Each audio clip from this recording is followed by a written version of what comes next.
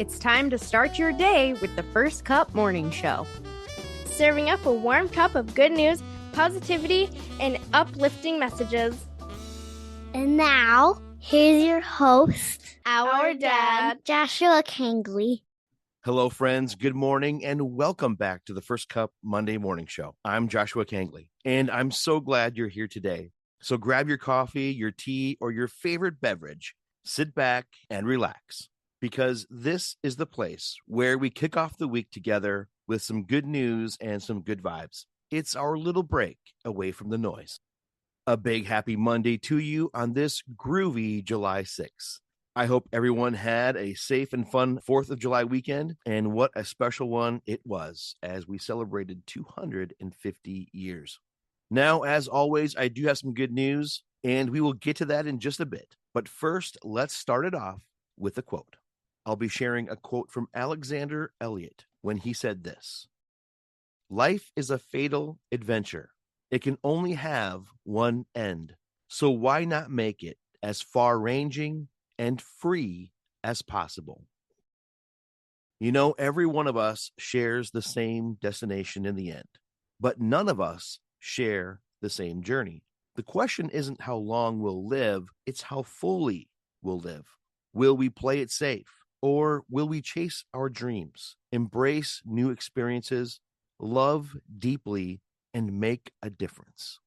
Because life was never meant to be lived on the sidelines. So step out in faith, take the chance, explore the unknown, and write a story worth remembering. In the end, it's not the years that define us. It's the courage we showed while we were here.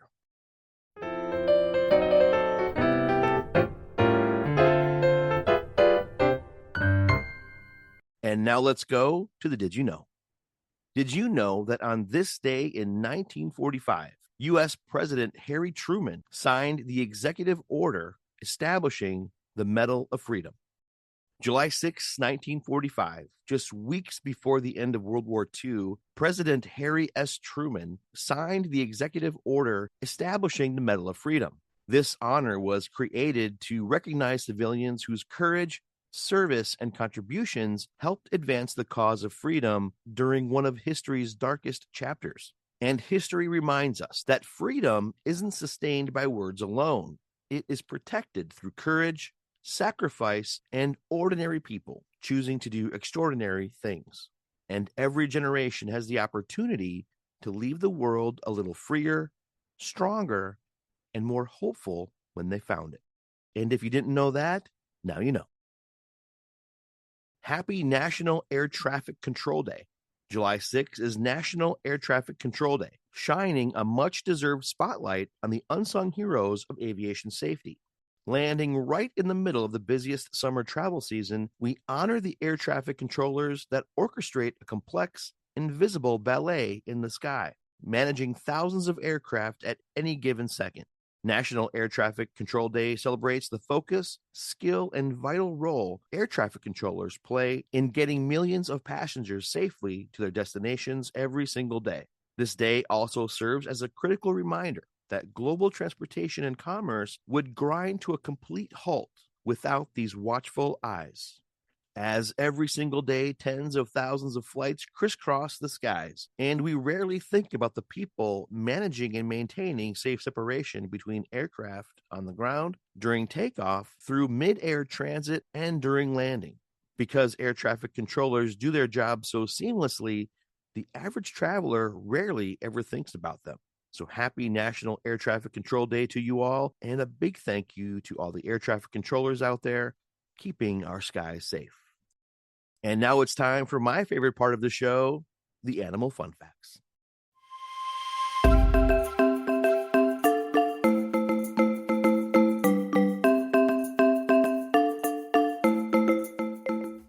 this week's animal is the sea urchin. Did you know sea urchins have been around for over 450 million years, even before dinosaurs? Did you know sea urchins don't have eyes, but they can sense light with their tube feet?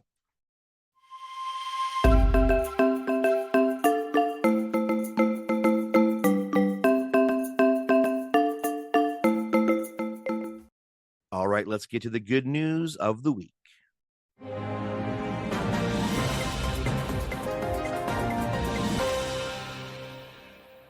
Firefighters rescue newborn born inside Las Vegas tunnel.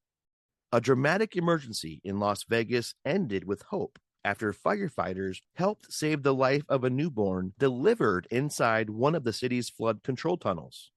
Las Vegas Fire and Rescue responded to reports of a woman in labor beneath the city. When firefighter paramedic Eric Paul arrived, the baby had already been born and was not breathing. Working quickly in the confined underground space, Paul cleared the infant's airway, stimulated him, and provided the immediate care needed to help the newborn begin breathing. Within moments, the baby responded and was found to be healthy. Both mother and child were transported to a nearby hospital where they are expected to make a full recovery. The rescue also shines a light on the challenges faced by people experiencing homelessness who seek shelter inside the flood tunnels. While they may offer relief from the desert heat, the tunnels can quickly become life-threatening due to flash floods and other hazards. For one family, what began as a terrifying emergency became a story of courage, compassion, and skilled first responders whose quick actions gave a newborn the best possible start to life.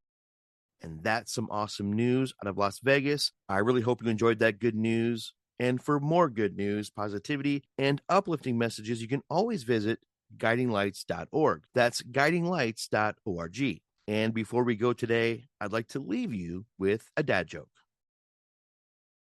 What do you call a Zen master in charge of snacks? A chipmunk. Okay, friends, well, that's going to wrap up this week's show. I hope it brought some light into your day, a smile on your face, ready for the week. And I challenge you to be the reason someone else smiles this week. Have a great week out there, and remember, don't let the mainstream media fool you.